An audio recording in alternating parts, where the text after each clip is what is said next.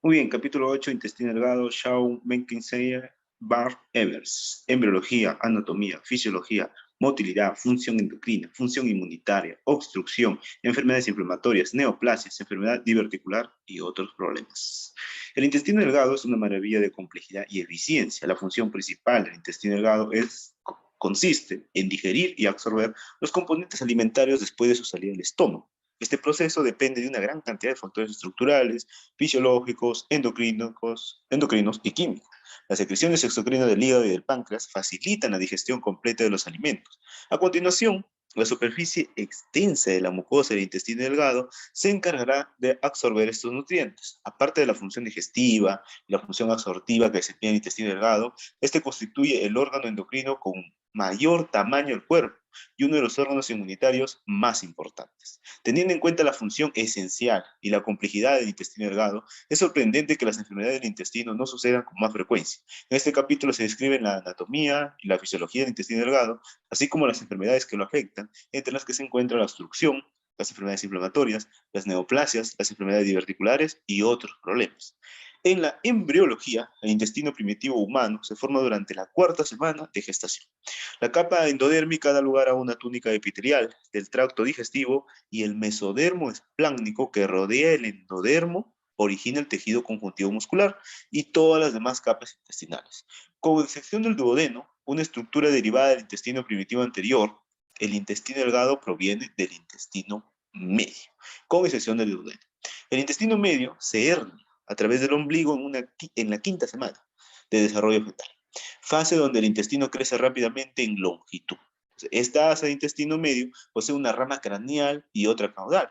La craneal da lugar a la porción distal del duodeno, el yeyuno y la porción proximal del ilio, y la caudal se transformará en la porción distal del ilio y en los 2/3 proximales del colon transverso. La unión entre las ramas craneal y caudal corresponde al lugar donde el conducto vitelino se une al saco vitelino. Esta estructura ductal normalmente se oblitera antes del nacimiento, pero a veces persiste en forma de divertículo de Mecke, aproximadamente 2% de la población. La cicatrización del intestino delgado se mantiene hasta las 10 semanas de la gestación, momento en que el intestino retorna a la cavidad abdominal. Después de efectuar una rotación de 270 grados a partir del punto inicial, el yeyuno proximal se reintroduce en el abdomen y ocupa el lado izquierdo. Las asas sucesivas se van situando hacia la derecha. El ciego es el último en pasar y se sitúa temporalmente en el hipocondrio derecho. Sin embargo, con el tiempo desciende hasta su posición normal en la fosa ilíaca derecha. Durante este proceso puede ocurrir malformaciones congénitas por mal rotación y fijación intestinales.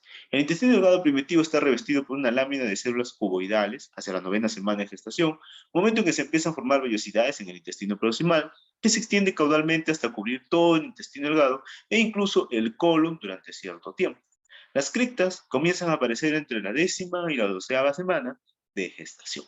La capa críptica del intestino delgado es un lugar para la renovación y la proliferación celular continúa. A medida que las células ascienden por el eje criptovelloso, cesa la proliferación y tiene lugar la diferenciación en uno de los 4 tipos celulares principales: enterocitos absortivos, que componen casi el 95% de la población celular intestinal, las células caliciformes, las células de Panne y células enteroendodérmicas.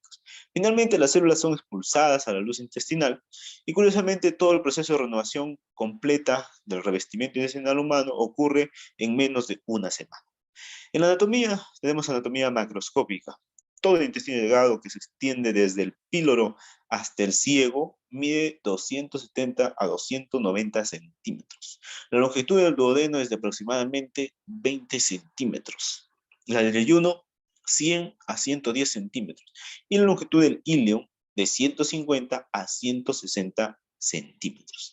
El yeyuno comienza en el ángulo duodeno-yuyinal, sujeto por un pliegue peritoneal conocido como ligamento de Treitz. No existe ninguna línea evidente de marcación entre el yeyuno y el ilio. Sin embargo, generalmente se considera que el yeyuno comprende los 2/5 proximales del intestino delgado y el ilio los 3/5 restantes. El yeyuno tiene un perímetro algo mayor, es más grueso que el ilio y se puede reconocer en cirugía examinando los vasos mesentéricos. En el yeyuno, aproximadamente 1 o 2 arcadas, ¿no?, emiten vasos rectos. y largos hacia el borde mesentérico, mientras que en el ilion dispone de 4 o 5 arcadas diferentes con vasos rectos que son más cortos. La mucosa intestinal delgada, ¿no?, del intestino delgado, se caracteriza por válvulas conniventes, ¿no?, plicadas circulares, fundamentalmente en la porción distal del duodeno y en el yeyuno. La inervación e irrigación vascular y linfática, el intestino delgado dispone de una generosa irrigación vascular y linfática, así como inervación que le llega a través del mesenterio. Bien, la base del mesenterio se inserta en la pared abdominal posterior a la izquierda de la segunda vértebra lumbar y sigue un trayecto oblicuo a la derecha y por debajo de la articulación sacroiliaca. La perfusión sanguínea del intestino delgado, con excepción de la parte proximal del duodeno, que depende de las ramas del tronco celíaco, proviene exclusivamente de la arteria mesentérica superior. Esta arteria pasa delante de la apófisis unciforme del páncreas y la tercera porción del duodeno, donde se divide para nutrir el páncreas, nutrir la porción distal del duodeno, todo el intestino delgado, así como el colon ascendente y transverso. El intestino delgado dispone de una circulación colateral abundante, proporcionada por las arcadas vasculares del mesenterio. El drenaje venoso del intestino delgado corre paralelo a la red arterial y la sangre drena en la vena mesentérica superior, que al unirse con la vena esplénica detrás del cuello del páncreas, forma la vena porta. La inervación del intestino delgado procede de las divisiones parasimpática y simpática del sistema nervioso vegetativo, que a su vez proporcionan nervios eferentes para el intestino delgado. Las fibras parasimpáticas derivan del vago y atraviesan el ganglio celíaco para modificar la secreción, motilidad y probablemente todas las fases de la actividad intestinal. Existen cifras vagales aferentes, pero al parecer no transmiten impulsos dolorosos. Las fibras simpáticas llegan desde 3 grupos de nervios espláncnicos y sus células ganglionares suelen hallarse en un plexo alrededor de la base de la arteria mesentérica superior. Los impulsos motores influyen en la motilidad de los vasos sanguíneos y probablemente en la secreción y motilidad intestinal. El dolor intestinal está mediado por las fibras aferentes viscerales generales del sistema simpático, y la red linfática del intestino delgado se centra en los depósitos principales del tejido linfático, sobre todo en las placas de Peyer de la porción distal del intestino delgado. La linfa de la mucosa es drenada a través de la pared del intestino delgado hasta una serie de ganglios adyacentes al intestino, están situados en el mesenterio. El drenaje continúa hasta un grupo de ganglios regionales adyacentes a las arcadas arteriales mesentéricas y luego hasta el grupo situado en la base de los vasos mesentéricos superiores. Desde ahí la linfa fluye hacia la cisterna del quilo y luego hasta los conductos torácicos para acabar vaciando en el sistema venoso del cuello. El drenaje linfático del intestino delgado constituye la vía principal para el transporte de los lípidos absorbidos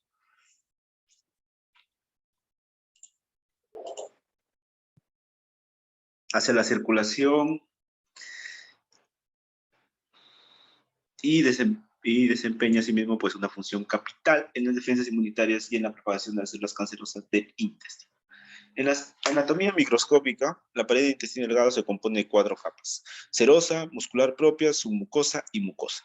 La serosa es la capa más externa del intestino delgado y consta de peritoneo visceral y una capa de células mesoepiteliales planas que rodea el yeyuno y el ilio y la cara anterior del duodeno. La capa muscular propia está formada por 2 capas de músculo liso, una capa longitudinal externa y fina y otra interna y más gruesa. Las células ganglionares del plexo mientérico, Auerbach, se interponen entre las capas musculares y envían fibras nerviosas a las 2 capas, preservando de esta manera la continuidad eléctrica entre las células del músculo liso y permitiendo así la conducción a través de la túnica muscular. La submucosa está integrada por un estrato de tejido conjuntivo fibroelástico que contiene vasos sanguíneos y nervios. Es el componente más fuerte de la pared intestinal y por consiguiente debe incluirse en las suturas anastomóticas. Contiene redes complejas de vasos linfáticos, arteriolas y vénulas y un plexo extenso de fibras nerviosas y células ganglionares. El plexo de Meissner. Los nervios de las capas musculares de la mucosa y submucosa están intercomunicados por pequeñas fibras y se han descrito comunicaciones cruzadas entre los elementos adrenérgicos y colinérgicos. La mucosa se puede dividir en tres capas: la capa muscular de la mucosa, la lámina propia y la capa epitelial. La capa muscular de la mucosa, muscular y mucosae, es una fina túnica muscular que separa la mucosa de la submucosa. La lámina propia es una capa de tejido conjuntivo situada entre las células epiteliales, y la muscular y mucosae, que contiene diversas células como células plasmáticas, linfocitos, mastocitos, eosinófilos, macrófagos, fibroblastos, células de músculo liso y tejido conjuntivo no celular. La lámina propia, la base sobre la que asientan las células epiteliales, cumple una función protectora para el intestino al combatir los microorganismos que penetran en el epitelio subyacente gracias a su abundancia de células inmunitarias. Las células plasmáticas sintetizan activamente inmunoglobulinas y otras células inmunitarias de la lámina propia y liberan mediadores varios, por ejemplo, citocina, metabolitos del ácido araquidónico e histamina, que modulan las distintas funciones celulares del epitelio. La capa epitelial es una lámina continua de células epiteliales que cubre las vellosidades y reviste las criptas. Las funciones principales del epitelio y las criptas son la renovación celular y la secreción exocrina, endocrina, acuosa e iónica. Las funciones básicas del epitelio velloso comprenden la digestión y la absorción. La capa mucosa contiene 4 grandes tipos celulares. 1. Las células caliciformes que segregan moco. 2. Las células de Paneth que secretan lisozima, factor necrosis tumoral. Y las criptidinas, sustancias homólogas de las defensinas leucocíticas y supuestamente relacionadas con la defensa de la mucosa del huésped. 3. Los enterocitos absortivos. Y 4. Las células neuroendocrinas, de las que se conocen más de 10 poblaciones distintas, productoras de hormonas gastrointestinales. Desde el punto de vista microscópico, la mucosa está diseñada por una superficie con la máxima capacidad absortiva. Las vellosidades protruyen hacia la luz. Las vellosidades de la porción distal del duodeno y de la proximidad del yeyuno son las más altas, y las del ilion distal las más bajas. Los enterocitos absortivos representan la principal célula de la mucosa y a ellos les compete la digestión y la absorción. Su superficie laminar está cubierta de microvellosidades que descansan sobre una membrana terminal. La microvellosidad aumenta hasta 30 veces la capacidad absortiva. Las microvellosidades están revestidas de una cubierta rizada de glucoproteína, glucocálix, que incrementan aún más la absorción. Y en la fisiología tenemos la digestión y la absorción, que es el proceso complejo de la digestión y la absorción final de los nutrientes, agua, electrolitos y minerales constituyen la misión esencial del intestino delgado. Todos los días se liberan litros de agua y cientos de gramos de alimentos al intestino delgado, y este con una eficiencia asombrosa absorbe casi todo el alimento, excepción hecha de la celulosa, que es indigerible. El estómago inicia el proceso de la digestión al descomponer los sólidos hasta partículas de 1 milímetro o menos, que después son liberadas al duodeno, donde las enzimas pancreáticas, la bilis y las enzimas del borde del cepillo prosiguen con su digestión. El intestino delgado es el principal responsable de la absorción de los componentes alimentarios como glúcidos, proteínas y grasas, así como de los iones, vitaminas y agua. En los glúcidos, bueno, un adulto que consuma una dieta occidental normal ingerirá de 300 a 350 gramos de glúcidos al día, que corresponde con un 50% de almidón, un 30% de sacarosa, un 6% de lactosa y el resto de maltosa, trealosa, glucosa, fructosa, sorbitol, celulosa y peptides. El almidón alimentario es un polisacárido formado por cadenas largas de moléculas de glucosa. La amilosa compone casi el 20% del almidón de la dieta, y las amilasas salival, es decir, la tialina, y la amilasa pancreática lo descomponen en maltotriosa y maltosa, actuando sobre los enlaces alfa 1.4.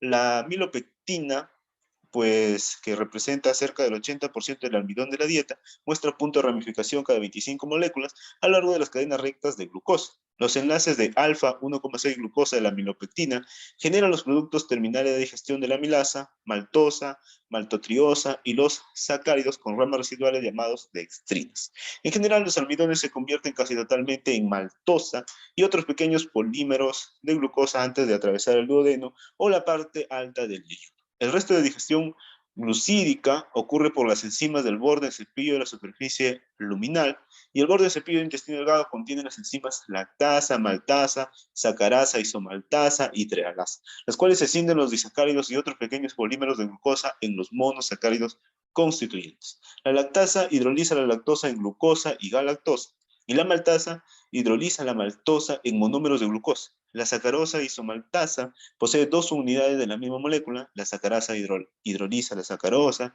para dar lugar a glucosa y fructosa, mientras que la isomaltasa hidroliza los enlaces alfa 1,6 de las dextrinas, límite alfa para dar glucosa. La glucosa supone más del 80% de los productos terminales de la digestión glucídica, mientras que la galactosa y la fructosa no suelen representar más del 10%. Los glúcidos se absorben en forma de monosacáridos. El transporte de las exosas liberadas, como glucosa, galactosa y fructosa, corre a cargo de mecanismos específicos que implican un transporte activo. Las vías principales de absorción están mediadas por tres sistemas transportadores de la membrana. El transportador de sodio y glucosa 1 es SGLT1, el transportador de glucosa 5, GLUC5, y el transportador de glucosa 2, GLUC2. La glucosa y la galactosa se absorben por un mecanismo de transporte activo, mediado por un transportador en el que interviene el cotransporte de sodio, transportador SGLT1. A medida que el sodio difunde hacia el interior de la célula, arrastra consigo la glucosa, la galactosa, aportando así la energía para el transporte del monosacárido. La salida de la glucosa del citosol hacia el espacio intracelular obedece fundamentalmente a un transportador independiente de sodio, un transportador GLUC2, situado en la membrana vasolateral. La fructosa, el otro monosacárido importante, se absorbe desde la luz intestinal mediante un proceso de difusión facilitada. El transportador implicado en la absorción de la fructosa es el GLUC5, que se localiza en la membrana apical del enterocito, y este transporte no depende de sodio ni de la energía. La fructosa abandona la membrana vasolateral por otro procedimiento de difusión facilitada en el que participa el transportador GLUC2.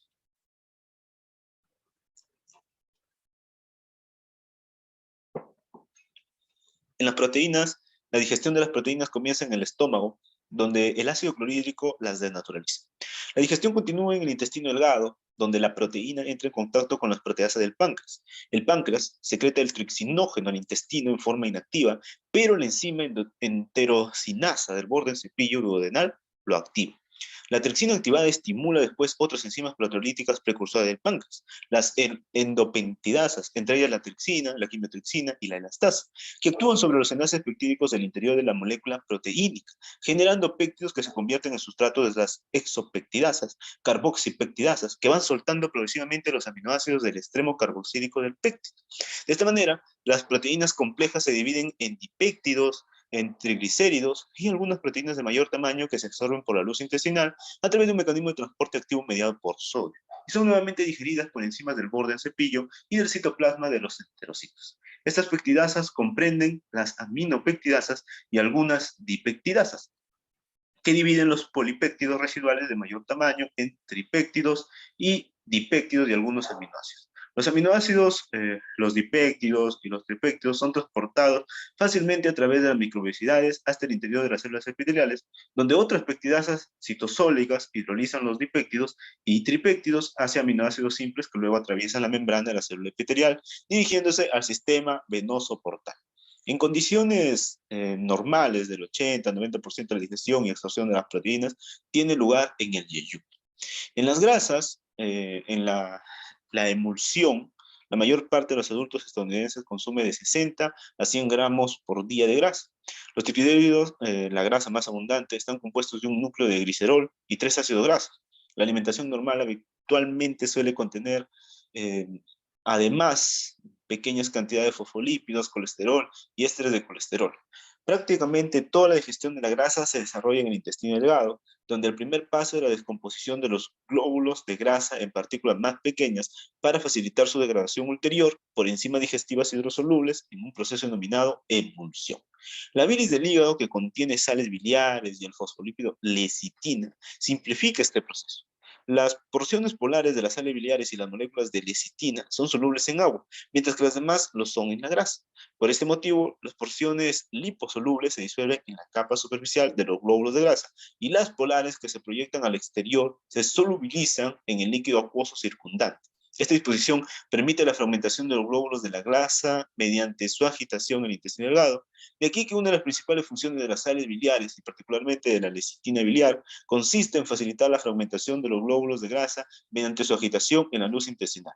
Debido a que las sales minerales y la lecitina aumentan la superficie de los glóbulos de grasa, estos son atacados más fácilmente por la lipasa pancreática, que es la enzima más importante para la digestión de los triglicéridos, que los escinden en ácidos grasos libres, y 2, monoglicéridos. Formación de micelios. La digestión de la grasa se acelera por el efecto de las sales biliares que forman micelios debido a su naturaleza anfipática. Los micelios son pequeños glóbulos esféricos compuestos por 20 a 40 moléculas de sales biliares con un núcleo esterólico sumamente liposoluble y un grupo hidrófilo polar proyectado al exterior. Los micelios mixtos, así formados, se disponen de tal manera que el lípido insoluble queda rodeado de sales biliares orientadas al exterior a través de sus extremos hidrófilos. Por eso, en cuanto se forman los monoglicéridos y los ácidos grasos libres por la lipólisis, se disuelve en la porción hidrófoba central de los micelios que llevan los productos de la hidrólisis grasa a los bordes del cepillo de las células epiteliales para su absorción. En el procesamiento intracelular, los monoglicéridos y los ácidos grasos libres que se disuelven en la porción lipídica central de los micelios de ácidos biliares se absorben a través del borde del cepillo, debido a su naturaleza tan liposoluble y difunden sin problemas al interior de la célula. Después de la disgregación del micelio, las sales biliares permanecen dentro de la luz intestinal para formar nuevos micelios y transportar más monoglicéridos y ácidos grasos a las células epiteliales. Los ácidos grasos y los monoglicéridos liberados a las células se juntan para dar nuevos triglicéridos. Esta nueva síntesis de triglicéridos ocurre dentro de la célula por la interacción de enzimas intracelulares asociadas con el retículo endoplásmico. La vía principal para la resíntesis comprende la síntesis de triglicéridos a partir de dos monoglicéridos y ácidos grasos libres activados por la coenzima A. Se requiere la acetilcoenzima A lipasa microsómica para sintetizar la acilcoenzima A partir del ácido graso antes de la esterificación. A continuación, los triglicéridos reconstituidos se combinan con el colesterol, los fosfolípidos y las apoproteínas, formando kilomicrones, compuestos por un núcleo interno que contiene triglicéridos y por una cubierta membranosa externa de fosfolípidos y apoproteínas. Los kilomicrones pasan de las células epiteliales a los conductos quilíferos, desde donde alcanzan los vasos linfáticos y llegan hasta el sistema venoso. Entre el 80 y el 90% de toda la grasa absorbida en el intestino sigue esta ruta y alcanza la sangre por vía de la linfa torácica en forma de kilomicrones. La sangre portal puede absorber directamente pequeñas cantidades de ácidos grasos de cadena corta e intermedia que no llegan a transformarse en triglicéridos ni a absorberse por la vía linfática. Estos ácidos grasos de cadena más corta son más hidrosolubles y pueden difundir directamente al torrente sanguíneo. En la circulación enterohepática, el intestino proximal absorbe la mayor parte de la grasa alimentaria. Aunque los ácidos grasos no conjugados se absorban en el ayuno mediante la difusión pasiva, los conjugados que forman micelios lo hacen en el hilio mediante transporte activo, son resolvidos desde el hilio distal.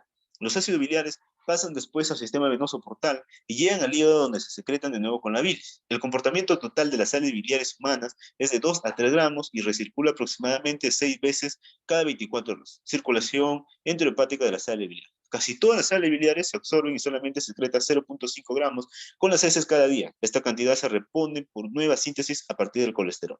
Agua, electrolitos y vitaminas. Cada día llega al intestino delgado entre 8 y 10 litros de agua.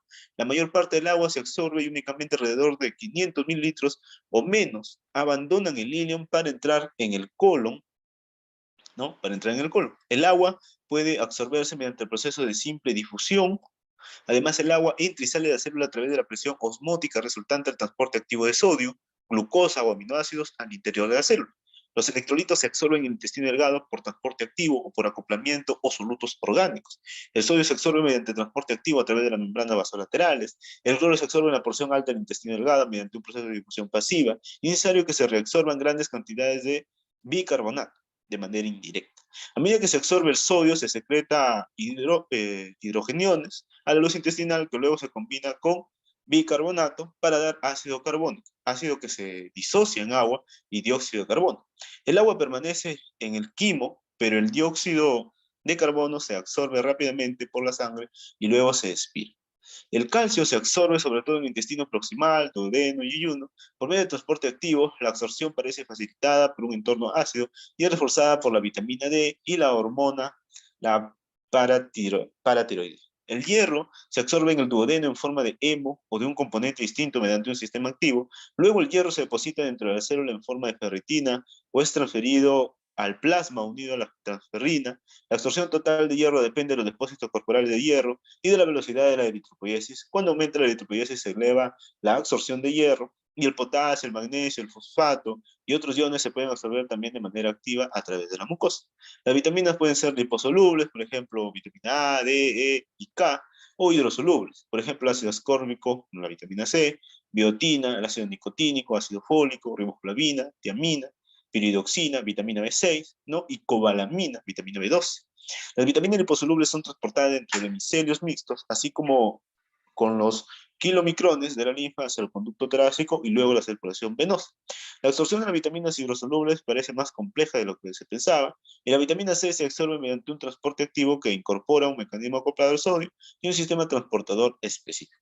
La vitamina B6 se absorbe en principio rápidamente por simple difusión o a través del intestino proximal. La tiamina, vitamina B1, se absorbe enseguida en el ayuno por un proceso activo parecido al transporte de la vitamina C, acoplado al sodio, y la riboflavina, que es la vitamina B2, se absorbe en el tramo alto del intestino mediante un transporte facilitado. La absorción de la vitamina B12 ocurre sobre todo en el ilion terminal. La vitamina B12 proviene de la cobalamina, liberada en el duodeno por las proteasas pancreáticas. La cobalamina se une al factor intrínseco secretado por el estómago y queda protegida de la digestión proteolítica. Los receptores específicos del ilion terminal captan el complejo cobalamina y factor intrínseco probablemente por translocación. Y la vitamina B12 libre se une en el enterocito ileal al depósito ileal de transcobalamina 2, que la transporta a la circulación portal. En la motilidad, las partículas de alimentos son impulsadas a través del intestino delgado por una serie completa de contracciones musculares. El peristaltismo se compone de contracciones intestinales por una dirección caudal y una velocidad de 1 a 2 centímetros por segundo. Y la función principal del peristaltismo es el desplazamiento del quimo intestinal.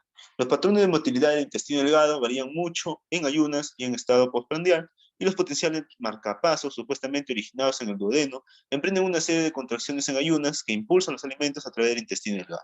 Durante el periodo interprandial, el ayuno, la comida es barrida periódicamente por las contracciones cíclicas aborales que recorren el intestino cada 75 a 90 minutos, y estas contracciones son iniciadas por el complejo mioeléctrico migratorio, sometido al control de vías neurales y umbrales. Los nervios extrínsecos del intestino delgado son de naturaleza vagal o simpática. Las fibras vagales cumplen dos funciones diferentes. La primera es colinérgica y excitadora, y la segunda es pectidérgica y posiblemente inhibidora. La actividad simpática inhibe la función motora, mientras que la parasimpática la estimula. Aunque las hormonas intestinales influyen, como se sabe, en la motilidad intestinal, el péptido que más claramente lo hace es la motilina, que alcanza los valores plasmáticos máximos durante la fase 3 del complejo mioeléctrico migratorio. Salvas intensas de actividad mioeléctrica que determinan contracciones periódicas de gran amplitud. En la función endocrina tenemos las hormonas gastrointestinales, que se distribuyen a lo largo del intestino delgado por un patrón espacial específico. De hecho, el intestino delgado es el órgano endocrino más amplio del organismo.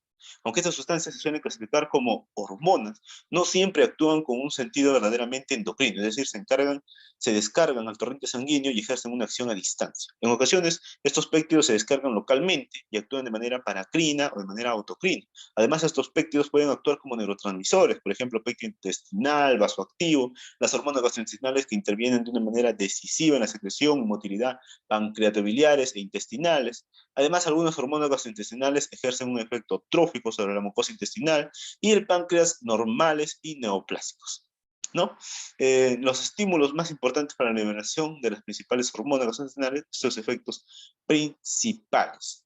Además, vemos los receptores. Las hormonas gastrointestinales interaccionan con sus receptores situados a la superficie celular, iniciando una cascada de acontecimientos señalizadores que culminan al final en los efectos fisiológicos. Estas hormonas envían fundamentalmente señales a través de receptores acoplados a la proteína G, que atraviesan 7 veces la membrana citoplásmica y representa el grupo más amplio de receptores corporales. Las proteínas G heterotriméricas, compuestas por subunidades alfa, beta y gamma, son los conmutadores moleculares para la traducción de las señales. Los agonistas se unen al receptor con 7 dominios transmembrana y producen un cambio estructural del receptor que le permite interaccionar con las proteínas G. Entre los segundos mensajeros intracelulares que se activan a continuación se encuentra el monofosfato de adenosina cíclico, el calcio, el monofosfato de guanosina cíclico y el fosfato de inositol. Además de las hormonas gastrointestinales, la mucosa gastrointestinal contiene una serie de péptidos y factores de crecimiento diferentes, como el factor de crecimiento epidérmico, los factores de crecimiento y transformación alfa y beta, el factor de crecimiento insulinoide, el factor de crecimiento fibroblástico, el factor de crecimiento derivado de las plaquetas. Estos péptidos intervienen en el crecimiento y diferenciación celular y actúan a través de los receptores de la tirosina sinasa que poseen un único dominio transmembrana. Un tercer grupo de receptores de la superficie celular, los receptores ligados a los canales iónicos, se encuentran fundamentalmente en las células de estirpe neuronal. Suele estar ligado a neurotransmisores específicos. Entre los ejemplos cabe citar los receptores de los neurotransmisores excitadores, como acetilcolina y serotonina, e inhibidores a ácido gamma aminobutírico, glicina. Estos receptores experimentan un cambio de conformación al unirse al mediador, lo que facilita el paso de iones a través de la membrana celular y determina cambios de voltaje potencial. En la función inmunitaria, en el transcurso de un día normal, ingerimos una serie de bacterias, parásitos y virus. La enorme superficie de la mucosa del intestino delgado supone una posible vía fundamental para la entrada de estos patógenos. El intestino delgado constituye una barrera inmunitaria importante. Aparte de contribuir excesivamente a la digestión y a la función endocrina, debido a su exposición antigénica constante, el intestino procesa muchas células linfáticas, es decir, linfocitos B, linfocitos T, células mieloides como macrófagos, neutrófilos, eosinófilos, mastocitos, para afrontar esta cortina incesante de posibles toxinas y antígenos. El intestino ha elaborado un mecanismo muy organizado y eficiente para el procesamiento antigénico, la inmunidad humoral y la inmunidad celular. El tejido linfático asociado al intestino se localiza en tres zonas: las placas de Peyer, la célula linfática de la lámina propia y los linfocitos intraepiteliales. Las placas de Peyer son nódulos linfáticos no encapsulados que constituyen una rama diferente al tejido linfático asociado al intestino que reconoce los antígenos a través de un mecanismo especializado de muestreo de células por micropliegues contenida dentro del epitelio asociado al folículo. Los antígenos que acceden a las placas de Peyer activan y sensibilizan los linfocitos B y T de ese lugar, y las células M cubren los folículos linfáticos del tubo digestivo y ofrecen un lugar para el muestreo selectivo de los antígenos intraluminales. Luego, los linfocitos activados de los folículos linfáticos intraluminales abandonan el tubo intestinal y emigran hacia los vasos linfáticos aferentes que desembocan en los ganglios linfáticos mesentéricos. Además, estas células emigran a la lámina propia y los linfocitos B se transforman en linfoblastos portadores de inmunoglobulina A, que cumple un papel cardinal en la inmunidad de la mucosa. Los linfocitos B y las células plasmáticas, los linfocitos T, los macrófagos, las células dendríticas, los eosinófilos y los mastocitos se dispersan por el tejido conjuntivo de la lámina propia. Cerca del 60% de las células linfáticas son linfocitos T. Estos linfocitos T forman un grupo heterogéneo de células que puede diferenciarse en uno de los diversos tipos de linfocitos T efectores. Los linfocitos T efectores citotóxicos dañan directamente las células diana. Los linfocitos T colaboradores son células efectoras que median en la inducción de otros linfocitos T o en la inducción de linfocitos B para la producción de anticuerpos humorales, y los linfocitos T supresores cumplen principalmente la función contraria. En aproximadamente el 40% de las células linfáticas de la lámina propia son los linfocitos B, derivados principalmente de precursores de las pláculas Peyer, y estos linfocitos B y su progenie se tiene de las células plasmáticas que se dedican sobre todo a la síntesis de inmunoglobulina A y en menor medida de inmunoglobulina M, inmunoglobulina G e inmunoglobulina E.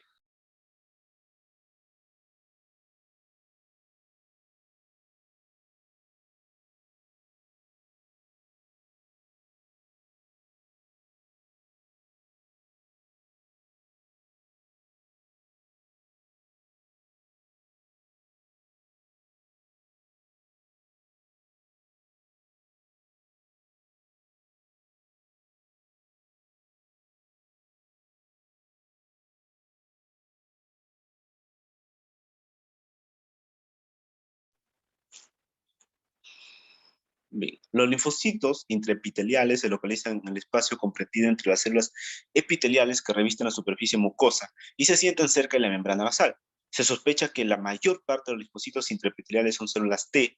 Tras activarse, los linfocitos intraepiteliales pueden adquirir funciones citolíticas que contribuyen a la muerte de las células epiteliales a través de la apoptosis. Estas células probablemente intervienen en la inmunovigilancia frente a las células epiteliales anómalas, y como ya se ha señalado, uno de los principales mecanismos inmunitarios protectores del tracto intestinal es la síntesis y secreción de inmunoglobulina A.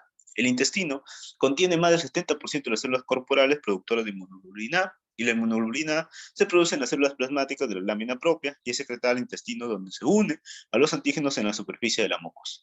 El anticuerpo de inmunoglobulina A atraviesa la célula epitelial y llega a la luz por medio de un transportador proteínico, el componente de secretor, que no solo transporta la inmunoglobulina, sino que la protege frente a los lisosomas intracelulares. La inmunoglobulina no activa el complemento ni aumenta la oxidación celular o la destrucción de microorganismos infecciosos o antígenos, lo que contrasta claramente con la función de otras inmunoglobulinas. La inmunoglobulina A secretora inhibe la adherencia de las bacterias a las células epiteliales e impide su colonización y multiplicación. Además, la inmunoglobulina A secretora neutraliza las toxinas bacterianas y la actividad vírica y bloquea la absorción intestinal de antígenos. En la obstrucción, la descripción de los pacientes que acuden con una obstrucción del intestino delgado se remonta al siglo III o IV a.C., en el que Praxágoras creó una fístula enterocutánea para aliviar una obstrucción intestinal. A pesar del éxito del tratamiento quirúrgico, la norma hasta finales del siglo XIX era el tratamiento conservador mediante una reducción de las hernias laxantes, ingestión de metales pesados, por ejemplo, plomo, mercurio, y sanguijuelas, para extirpar sustancias tóxicas de la sangre. A finales del siglo XIX, los antisépticos y las técnicas quirúrgicas asépticas hicieron más segura y aceptable la cirugía. El conocimiento más profundo de la fisiopatología de la obstrucción intestinal y el uso de la reposición con líquidos isotónicos, la descompresión con una sonda intestinal y la aplicación de antibióticos han reducido considerablemente la tasa de mortalidad de los pacientes con obstrucción mecánica del intestino. Sin embargo, los pacientes con una obstrucción intestinal siguen manifestando algunos de los problemas más complejos y molestos que afrontan los cirujanos a la hora de establecer el diagnóstico correcto. El momento idóneo del tratamiento y la modalidad adecuada de la decisión clínica final sobre el tratamiento de los pacientes, depende de una historia clínica y estudio meticuloso, así como de un mayor conocimiento de las posibles complicaciones. En etiología, las causas de la obstrucción del intestino delgado se puede dividir en tres categorías. Obstrucción por causas extraluminales, como adherencias, hernias, carcinomas, abscesos. La obstrucción intrínseca de la pared intestinal, como tumores primarios. La obstrucción intraluminal, por ejemplo, los cálculos biliares, enterolitos, cuerpos extraños, mesoares. La causa de la obstrucción del intestino delgado ha cambiado espectacularmente desde el principio del siglo XX. A finales del siglo, las hernias representaban más de la mitad de la obstrucción intestinal mecánica. Debido a la reparación sistemática y programada de las hernias, esta causa de obstrucción del intestino delgado ha descendido hasta el tercer lugar en los países industrializados. Las adherencias secundarias a la cirugía previa representan con mucho la causa más frecuente de la obstrucción del intestino delgado. Las adherencias, sobre todo tras la cirugía de la pelvis, por ejemplo, o intervenciones ginecológicas, apendicectomía y resección de colon y recto, son responsables de más del 60% de todas las obstrucciones intestinales. En Estados Unidos, predomina las intervenciones hipogástricas que producen adherencias y luego obstrucción. Se ha atribuido a que el intestino pélvico se mueve más, mientras que el del tramo alto del abdomen se encuentra más sujeto. Los tumores malignos representan del 20% de la obstrucción del intestino delgado. Y la mayoría de estos tumores son lesiones metastásicas que obstruyen el intestino como consecuencia de implantes peritoneales propagados a partir de un tumor primario intraabdominal. Por ejemplo, del ovario, páncreas, estómago o colon. Menos veces las células malignas de zonas remotas, como la mama, el pulmón o un melanoma, metastatizan por vía hematógena y ocasionan implantes peritoneales que inducen la obstrucción. Los grandes tumores intraluminales también pueden obstruir el intestino delgado por una compresión extrínseca de la luz. Los cánceres primarios de colon, sobre todo los que nacen en el ciego y colon ascendente, que se pueden manifestar por una obstrucción del intestino delgado. Los tumores primarios del intestino delgado pueden causar obstrucción, pero son muy raros. Las hernias representan la tercera causa de obstrucción intestinal y dan cuenta de casi el 10% de los casos. En general, se trata de hernias ventrales o inguinales. Las hernias internas, relacionadas casi siempre con una intervención quirúrgica abdominal previa, también son motivo de obstrucción del intestino delgado.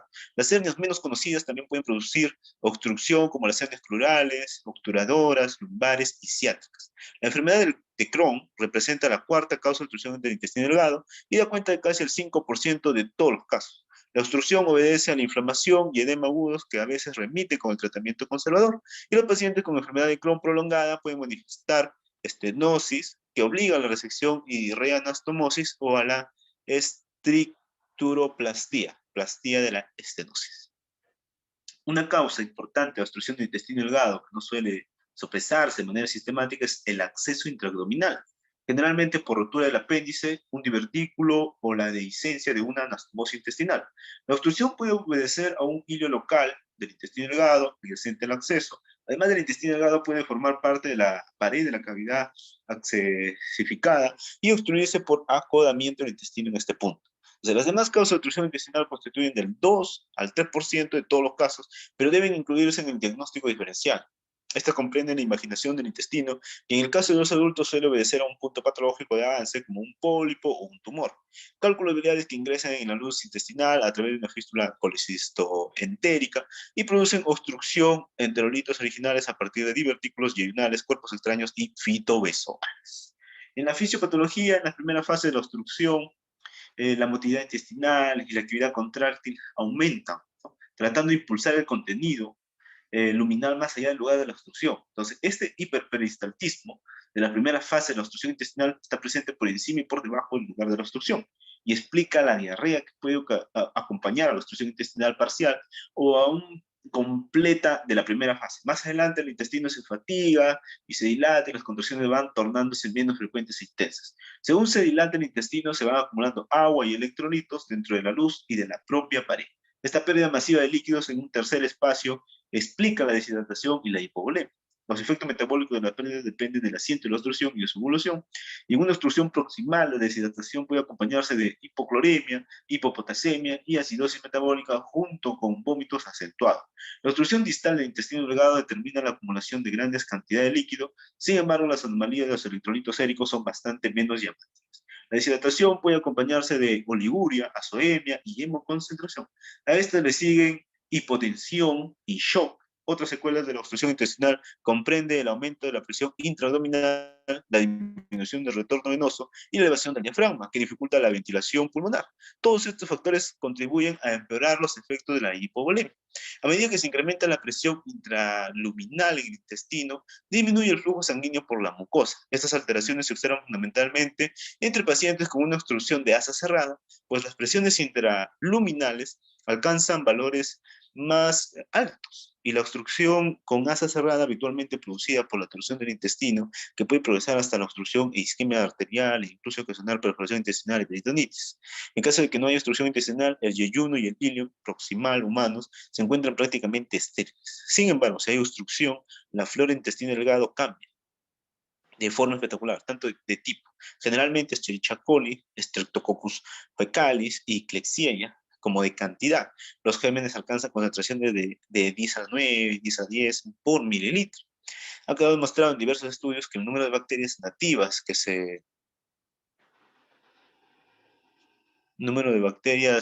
nativas que se trasladan a los ganglios linfáticos mesentéricos e incluso los órganos generales aumentan.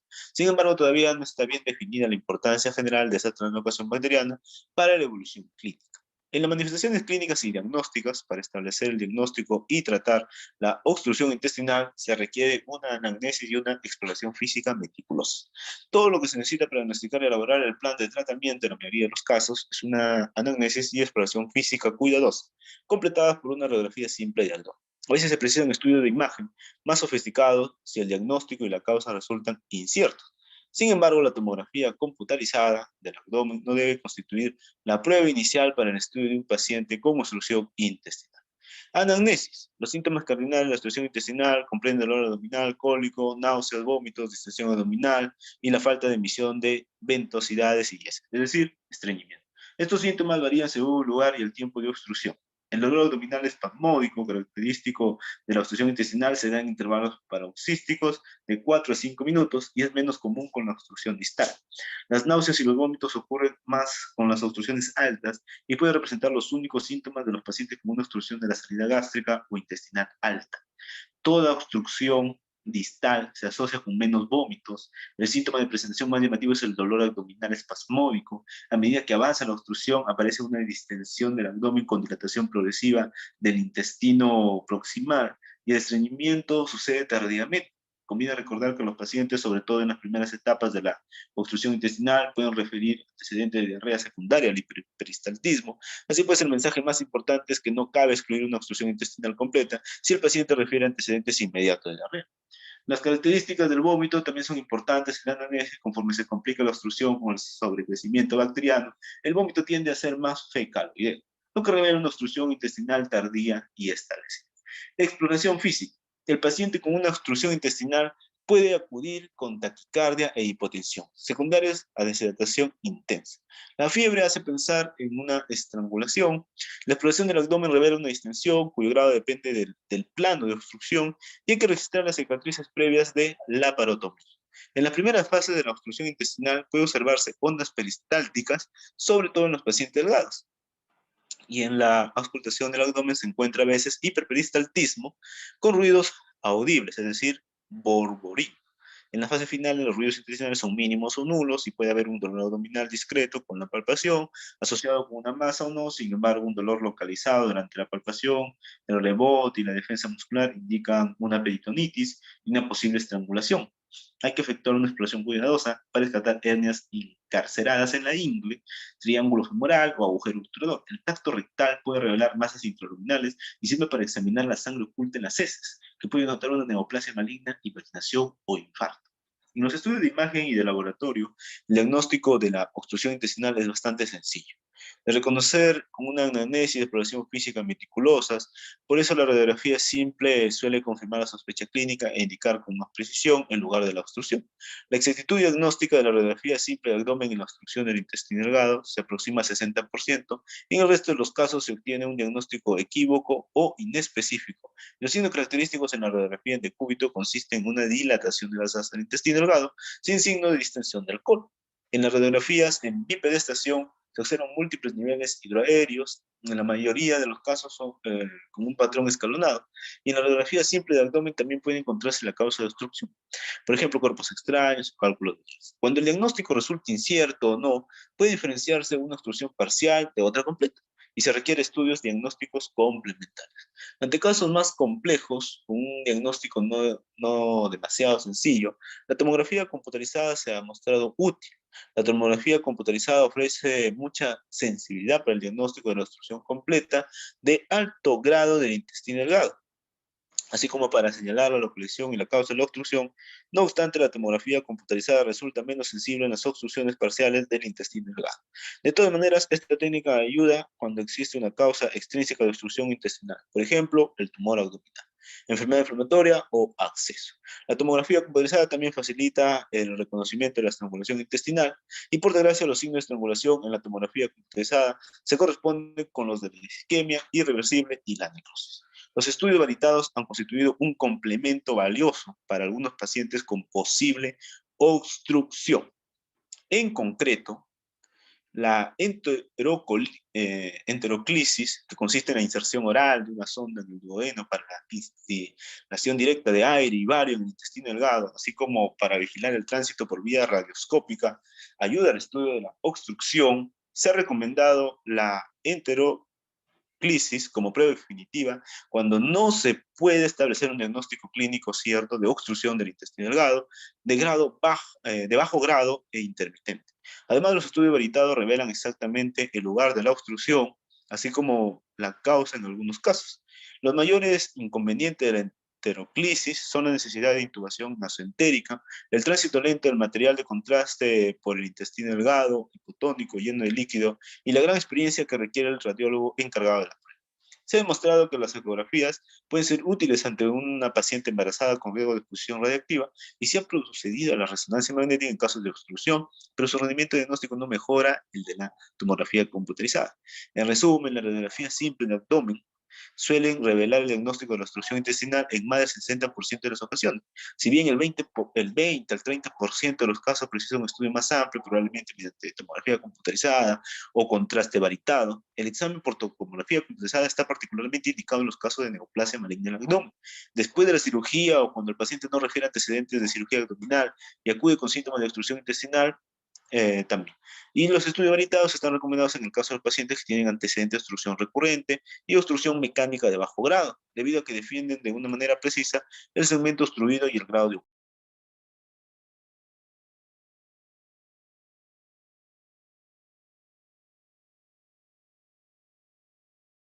Los análisis de laboratorio no ayudan al diagnóstico real de la obstrucción del intestino delgado, pero son fundamentales para evaluar el grado de deshidratación. Y hay que solicitar sistemáticamente un análisis de sodio, cloruro, potasio, bicarbonato, creatinina en el suelo de los pacientes con obstrucción intestinal. Para evaluar la idoneidad de la reposición hídrica, se presentan determinaciones seriadas de los electrolitos séricos. La deshidratación puede seguirse de concentración reflejada en un aumento del hematocrito. Y este analito requiere vigilancia, pues la reposición de líquidos reduce al hematocrito y en algunos pacientes, por ejemplo, con neoplasia maligna intestinal. Y precisa transfusión de sangre antes de la cirugía. Además, hay que medir el número de leucocitos. Los pacientes con estrangulación muestran a veces leucocitosis, pero esta no necesariamente indica una estrangulación. A la inversa, la ausencia de leucocitosis no descarta una estrangulación. Una obstrucción simple o con estrangulación. En la mayoría de los pacientes con las obstrucciones del intestino delgado son simples y consiste pues, en un taponamiento mecánico del flujo del contenido luminal sin que se altere la viabilidad de la pared intestinal. En cambio, la obstrucción con estrangulación, casi siempre de asa cerrada, afecta la vascularización del segmento intestinal, que puede seguirse de infarto. Y la obstrucción con estrangulación se acompaña de mayor movilidad y mortalidad, y por eso es muy importante diagnosticar la estrangulación precoz y separarla de una obstrucción intestinal simple, y se han descrito los signos clásicos de la estrangulación, consistentes en taquicardia, fiebre, leucocitosis y un dolor abdominal constante no espasmódico. Sin embargo, en algunos estudios se ha comprobado de manera convincente que ningún parámetro clínico ni de laboratorio identifica o excluye con exactitud la presencia de estrangulación. La tomografía computarizada ayuda solo a detectar las fases finales de la isquemia reversible y se han propuesto diversos análisis séricos como la lactato deshidrogenasa, la amilasa, la fosfatasa alcalina y el amoníaco, sin ningún beneficio real. En los primeros informes se ha observado cierto éxito del análisis de lactato en el suero, la isoenzima creatina fosfosinasa, sobre todo la isoenzima BB, o la proteína fijadora de los ácidos grasos intestinales a la hora de discriminar la estrangulación. Se trata, no obstante, de datos empíricos que no pueden aplicarse sistemáticamente a los pacientes con obstrucción. Y por último, se han descrito análisis incruentos de la isquemia mesentérica basados en un magnetómetro superconductor de interferencia cuántica que detecta la isquemia mesentérica. La isquemia intestinal comporta cambio de ritmo eléctrico elemental del intestino delgado. Esta técnica está todavía en fase experimental y no se ha generalizado su uso en la práctica clínica. Conviene recordar una vez más que la isquemia y la estrangulación intestinales no se pueden diagnosticar ni descartar de una manera fiable a través de ningún parámetro clínico, combinación de parámetros o técnicas conocidas de laboratorio o imagen en el momento actual. Para el tratamiento tenemos la reposición de líquidos y antibióticos.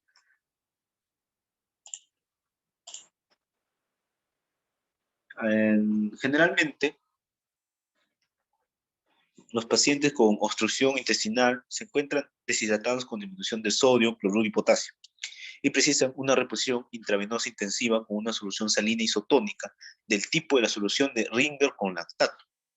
La diuresis se supervisa colocando una sonda Foley y una vez que el paciente presente una diuresis adecuada, se agregará, si es preciso, cloruro potásico a la infusión. Para evaluar la idoneidad de la restitución de los líquidos se precisan mediciones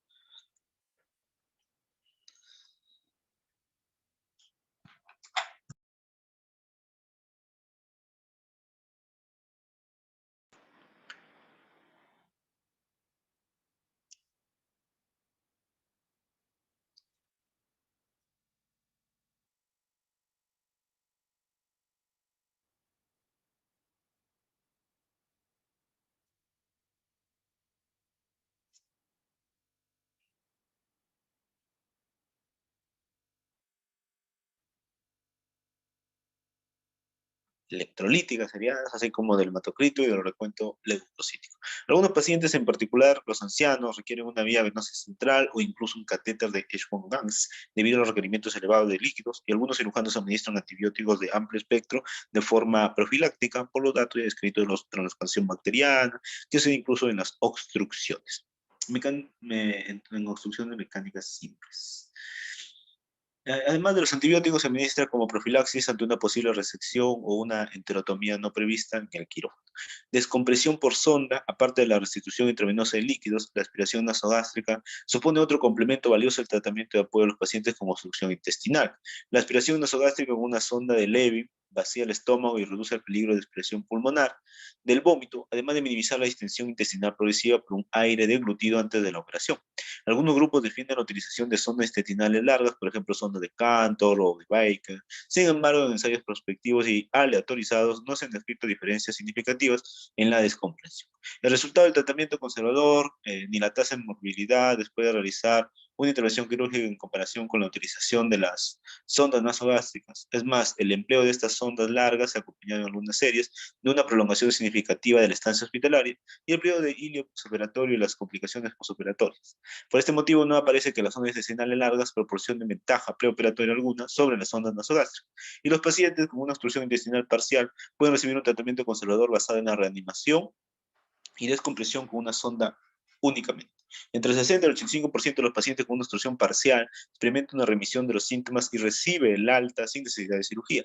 La enteroclisis ayuda a establecer el grado de obstrucción, las obstrucciones parciales en mayor grado requieren una intervención quirúrgica más temprana, y a pesar de que el tratamiento conservador inicial puede ensayarse en la mayoría de las obstrucciones parciales del intestino delgado, conviene recordar que el deterioro clínico del paciente o la distensión progresiva del intestino delgado en la radiografía de abdomen durante la descompresión con sonda obligan a la cirugía inmediata. La decisión de continuar el tratamiento conservador de un paciente con una presunta obstrucción intestinal se basa en el juicio clínico y exige una vigilancia constante para comprobar que no ha variado la evolución clínica.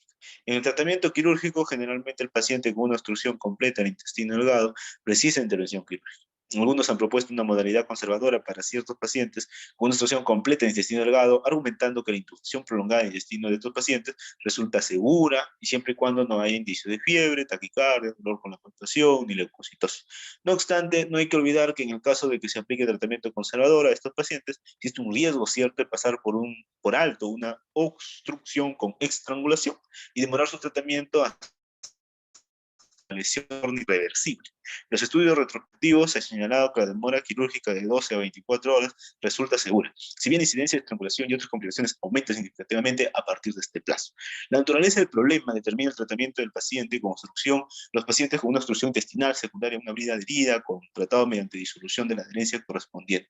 Hay que procurar manipular el intestino con suavidad para reducir el traumatismo de la serosa y evitar una decisión innecesaria, así como enterotomías no previstas. Las hernias incarceradas se controlan mediante la reducción manual del segmento herniado del intestino y el cierre del defecto.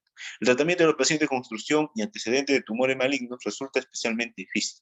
El tratamiento conservador del paciente terminal con metástasis extendida suele ser el más indicado. Cuando hay resultados, sin embargo, solo un porcentaje reducido de pacientes con obstrucción completa responde a las medidas conservadoras. En estas circunstancias, la mejor solución va a ser, pues, la mejor solución en estas circunstancias, la mejor solución puede consistir en una simple derivación de la lesión obstruida por cualquier medio, en lugar de una operación larga y complicada que puede entrañar la resección intestinal. Una obstrucción secundaria a la enfermedad de Crohn suele remitir con el tratamiento conservador cuando la obstrucción es aguda. Si la causa de la obstrucción es una estenosis fibrótica crónica, entonces puede requerirse una resección del intestino o una plastina de la estenosis. Los pacientes con un acceso intraabdominal se manifiestan en ocasiones de la misma manera que aquellos con una obstrucción mecánica. La tomografía computarizada ayuda en particular a diagnosticar la causa de la obstrucción de estos pacientes y para aliviar la obstrucción puede bastar con el drenaje percutante del acceso. La enteropatía por radiación, una complicación de la radioterapia en la neoplasia maligna de la pelvis, puede inducir a una obstrucción intestinal. La mayoría de los casos se corrige de forma conservadora, mediante descompresión con sonda y posiblemente corticosteroides, en particular durante la fase aguda y en la fase crónica. El tratamiento conservador casi nunca sufre efecto y se precisa la perotomía, con posible resección del intestino radiado o derivación de la zona afectada. En el momento de la exploración puede resultar difícil conocer la viabilidad del intestino después de solucionar la estrangulación. Si se duda de la viabilidad intestinal, hay que liberar completamente el segmento intestinal y colocarlo sobre una compresa caliente humedecida con suero salino durante 15 a 20 minutos. Pasado este plazo, se vuelve segmento. Si el segmento recobra el color normal y muestra peristaltismo, no hay problemas en conservar esa porción. En un estudio prospectivo y controlado se comparó la utilidad del juicio clínico frente al uso de una sonda Doppler o la administración de fluorescencia en la discriminación intraoperatoria de la viabilidad y se halló que la sonda Doppler añadía muy poco al juicio clínico convencional del cirujano. En los casos limítrofes más complejos, la fluorescencia de la fluoresceína puede suplementar el juicio clínico. Otra manera de examinar la viabilidad intestinal consiste en una segunda laparotomía de 18 a 24 horas después de la primera. Entonces, esta decisión debe tomarse en el momento de la primera operación y la segunda laparotomía está claramente indicada cuando el estado clínico de un paciente se deteriora después de la operación inicial.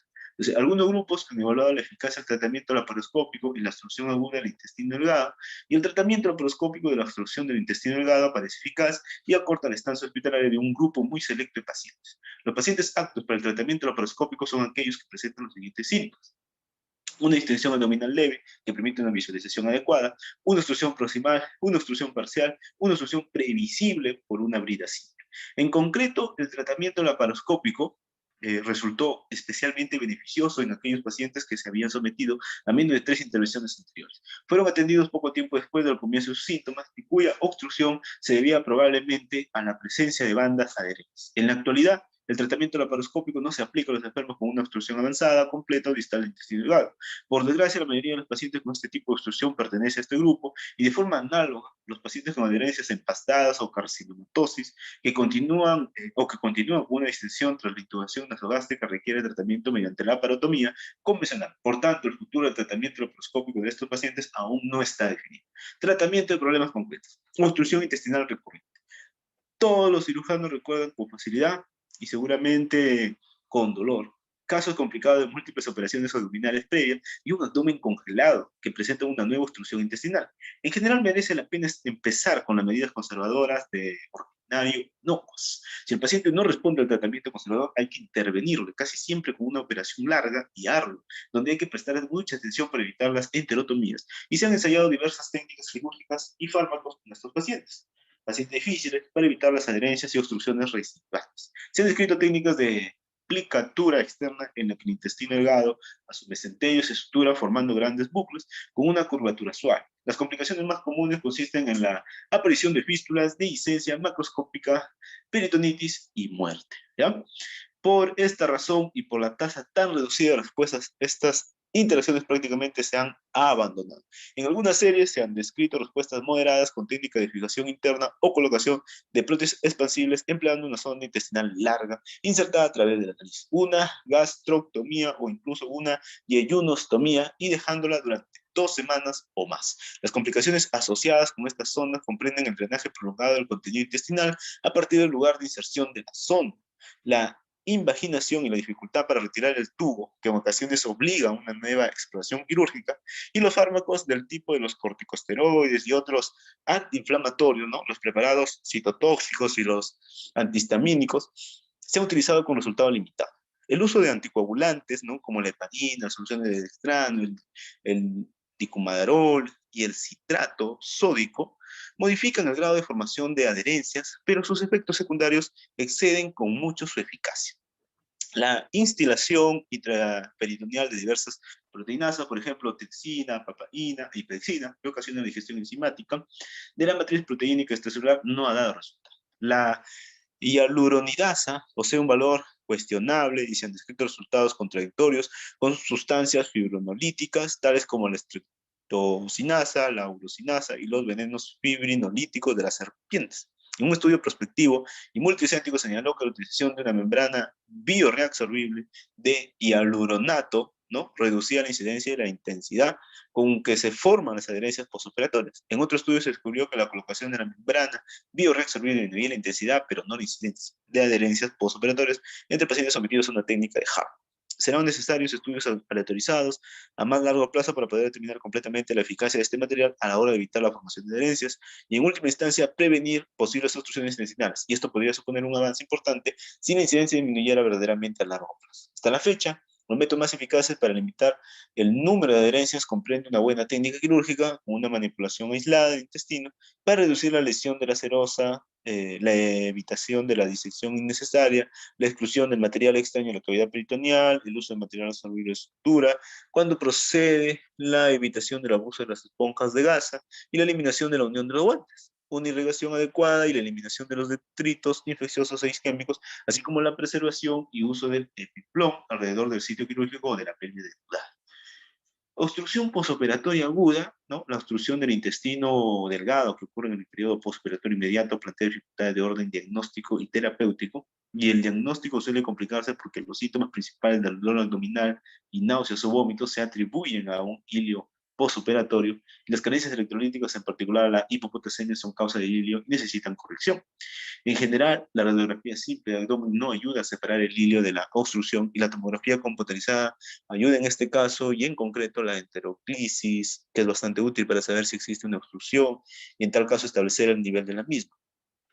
Más del 90% de las obstrucciones postoperatorias son parciales y se resolverán de forma espontánea si se les da el tiempo. El tratamiento médico en forma de reposo intestinal, administración de líquidos, reposición de líquidos y nutrición parenteral, si es necesaria, suele tener éxito. Sin embargo, el desarrollo de una obstrucción completa o de signos de estrangulación obliga a una reintervención quirúrgica. La obstrucción intestinal postoperatoria tras la intervención laparoscópica suele asociarse a un punto de obstrucción definitivo, como una hernia portal o interna, y debe hacernos sospechar con fuerza la necesidad de una intervención quirúrgica. El ilio se define como la distensión intestinal y paso lento o ausente del contenido luminal sin una obstrucción mecánica confirmada. Y el ilio puede obedecer a diversas causas, por ejemplo, medicamentos, alteraciones metabólicas, lesiones neurógenas o estados infecciosos. Los fármacos que producen ilio son los anticolinérgicos, los bloqueadores vegetativos, los antihistamínicos y diversos psicotropos, como el haloperidol y los antidepresivos tricíclicos. Una de las causas más frecuentes de ilio iatrógeno del paciente operado es el uso de opiáceos, como la morfina o la pectina. Las causas metabólicas del ilio se dan con frecuencia y consisten en hipopotasemia, hiponatremia e hipomagnesemia. Hay otras causas metabólicas como la uremia, el coma diabético y el hipoparatiroidismo. Las causas neurógenas abarcan el ilio posoperatorio que ocurre después de la cirugía abdominal, la lesión medular, la irritación retroperitoneal y los procedimientos ortopédicos sobre la columna vertebral y la pelvis, que pueden ocasionar ilio. Por último, algunas causas infecciosas que siguen de ilio. Entre más comunes se encuentran la neumonía, la peritonitis, la sepsis generalizada por un foco no abdominal. Y con frecuencia los pacientes presentan un cuadro parecido al de la obstrucción mecánica del intestino delgado. La distensión abdominal, habitualmente sin dolor cólico, constituye un signo característico más notable, que existe la posibilidad de que haya náuseas y vómitos, pero también puede faltar. Algunos pacientes con ilio continúan emitiendo ventosidades y diarrea, lo que ayuda a separarlos de aquellos con una obstrucción mecánica del intestino delgado. Los estudios de imagen sirven para separar el ilio de la obstrucción del intestino delgado. La radiografía simple del abdomen denota una distinción del intestino delgado y también de heces del intestino grueso. Cuando existe alguna dificultad para establecer la diferencia con una obstrucción, están indicados estudios variados. Tratamiento del ilio es exclusivamente soporte, descompresión nasogástrica, administración de intravenosa de líquidos, y el tratamiento más eficaz que corrige la enfermedad de base puede consistir en medidas radicales para combatir la sepsis, la corrección de las posibles anomalías metabólicas electrolíticas y la retirada de los medicamentos causantes del ilio. Y se han utilizado fármacos que en la mayor parte resultan ineficaces. Se han ensayado fármacos que bloquean las aferencias simpáticas, por ejemplo, guanetidina, o estimulan la actividad presimpática, por ejemplo, betamicol o neostigmina. Además, se han evaluado la manipulación hormonal con la colecistocinina o la motilina, pero los resultados son inconstantes. La eritromicina intravenosa ha resultado ineficaz y la cisaprida, aunque aparentemente estimula la motilidad gástrica, no aparece modificar el hilio intestinal.